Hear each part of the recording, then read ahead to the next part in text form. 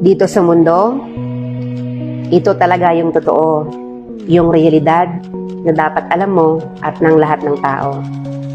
Naparito kang hubad, aalis kang nakahubad. Dumating kang nangihina, lilisan kang mahina. Iniluwal kang walang salapi at mga bagay, maglalaho kang walang salapi at mga bagay. Ang una mong paligo, may naghugas sa iyo. Ang huli mong paligo, may maghuhugas sa iyo.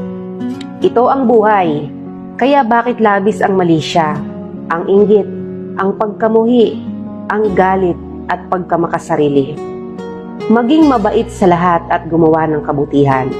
May hangganan ng oras natin sa mundo. Huwag sayangin sa walang kabuluhang bagay. Manalangin at higit sa lahat, huwag na huwag nating sasambahin ng pera. Dahil kahit anong dami ng pera mo o ng ari-arian mo, kapag binawi ng Diyos ang buhay mo, iiwan mo rin yan at hindi mo madadala sa iyong pupuntahan.